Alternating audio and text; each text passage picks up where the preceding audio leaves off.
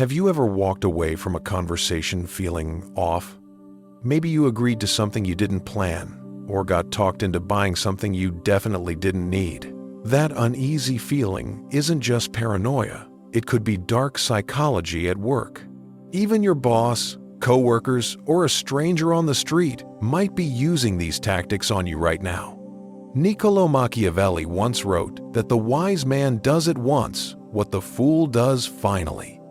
Understanding how power and influence operate isn't optional. It's essential for survival. Today, we're exposing 10 dark psychology tricks so quiet, so effective, they align seamlessly with the ruthless principles laid out in The Prince by Niccolò Machiavelli. By the end of this video, you'll learn how to spot these manipulations before they happen and never get caught off guard again. Let us get into it. Number 1. The door in the face. Picture this. You are at a gathering with friends, chatting and having a good time. Before you know it, a friend asks if you can watch his dog while he's on vacation in the Maldives for 1 week. You're about to say absolutely not, but then he pauses and says, "Actually, you know what? Could you just check my mailbox once while I'm gone?" Suddenly, that feels totally reasonable. That is the door-in-the-face technique at work. The manipulator opens with an outrageous request they know you will refuse, then follows it up with a smaller, more reasonable one. Your brain, relieved to be off the hook from the bigger ask, happily agrees to the second. Machiavelli understood that a strategic retreat is not weakness. Sometimes, pulling back is the most powerful move you can make. And skilled manipulators use exactly that logic on you every single day. Number 2. The slightly wrong statement. Here is something deeply human about us. We cannot stand to let an error go uncorrected. Manipulators know this, and they exploit it beautifully. Let us say a coworker is trying to extract information from you about a project. Instead of asking you directly, she casually mentions, "Oh, I heard the deadline got pushed to next Friday. You know for a fact it is Thursday. So what do? You correct her.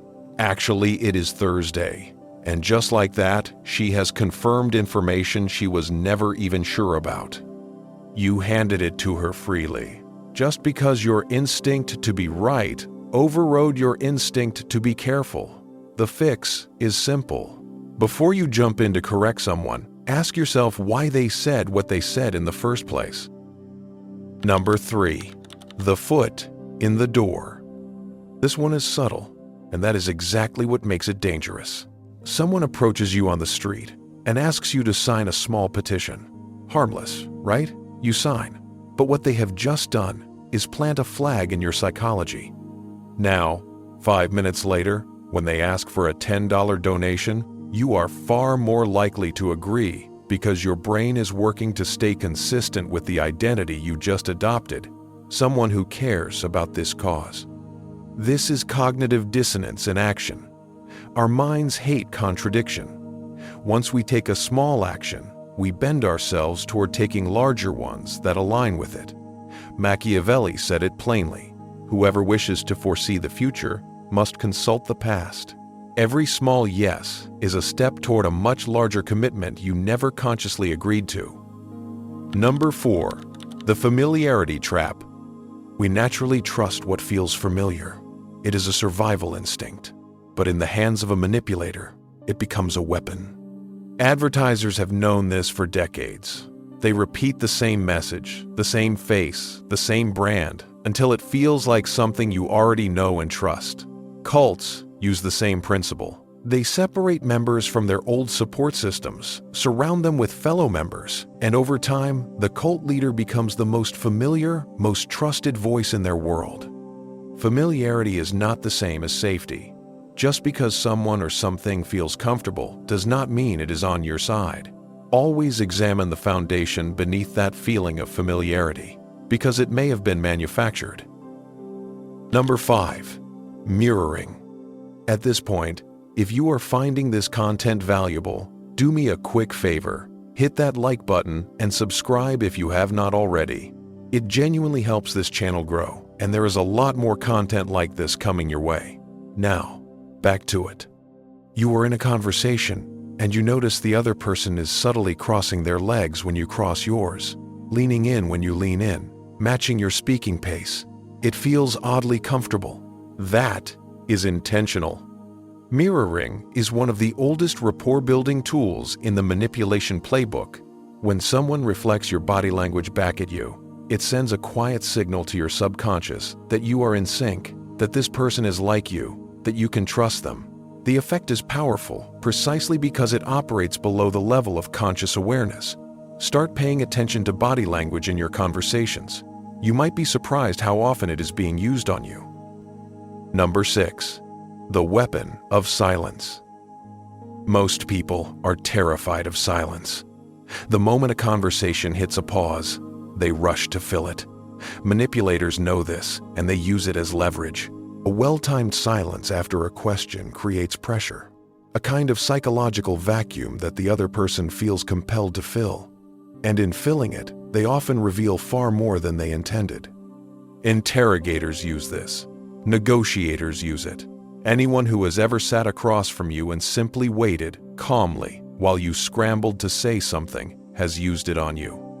Machiavelli wrote that it is better to be silent and be thought a fool than to speak and remove all doubt. But the darker application is this: let others fill the silence, and they will reveal everything you need to know.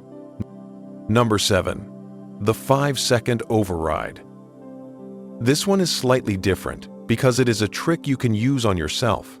Procrastination is not about laziness. It is about the brain defaulting to comfort over action, but there is a way to short-circuit it. The moment you feel yourself hesitating on something, count down silently from 5, 4, 3, 2, 1, then move. What this does is interrupt the pattern of overthinking before it can fully take hold. It is a pattern interrupt, a way of seizing control of your own decision-making before fear or doubt has time to set in. Machiavelli would have recognized this instinctively. Decisive action taken at the right moment is worth more than perfect planning taken too late. Number 8. The name game. Your name is not just a word. It is one of the most psychologically loaded sounds in your entire life. Hearing it spoken by someone else triggers a deep, subconscious feeling of being seen and valued. Skilled manipulators know this. That is why salespeople work so hard to learn and repeat your name early in a conversation. It is not warmth, it is strategy. It creates the illusion of personal connection and lowers your defenses in ways you may not even register. The defense here is simple awareness. When someone uses your name frequently and deliberately, ask yourself what they want and whether the warmth you are feeling is genuine or engineered. Number 9. The gray rock method. Some people are not trying to influence you through charm or strategy. They are simply trying to provoke a reaction. Bullies, manipulative personalities, toxic coworkers. They feed on emotional responses. Your anger, your hurt, your defensiveness, that is their fuel. The antidote is to become a gray rock, dull, unremarkable, unresponsive. You do not engage, you do not defend, you do not react. You simply exist, calm and indifferent, offering nothing that can be used against you.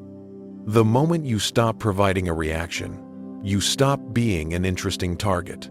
This is one of the purest forms of psychological self-defense available to you, and it requires no confrontation whatsoever. Number 10. The power of because. Last one, and this one will change how you make requests forever. Studies in social psychology have shown that adding the word because to a request dramatically increases compliance, even when the reason given is barely a reason at all. Can I go ahead of you in line because I am running late? Works far better than simply asking to cut in line. Our brains are wired to respond to justification. We are rational-seeming creatures who respond to the structure of reasoning, even when the actual logic is weak. Machiavelli built his entire philosophy around understanding what drives human beings beneath the surface, and this simple linguistic pattern reveals something essential. People do not just want to be asked. They want to feel like the request makes sense. Give them a because, and watch the doors open. Machiavelli did not write about power to celebrate manipulation. He wrote about it because he believed that understanding the mechanics of influence was the only real protection against it. Knowledge, as he understood, is the most durable form of power there is. You now have a clearer map of 10 psychological tactics that are operating around you every day. Your awareness is your armor. The next time someone opens with an outrageous request, uses your name a little too smoothly, or sits in silence just a beat too long, you will know exactly what is happening. Stay alert, stay informed, and if this content gave you something useful today, share it with someone who needs it. Let us build a community that is one step ahead.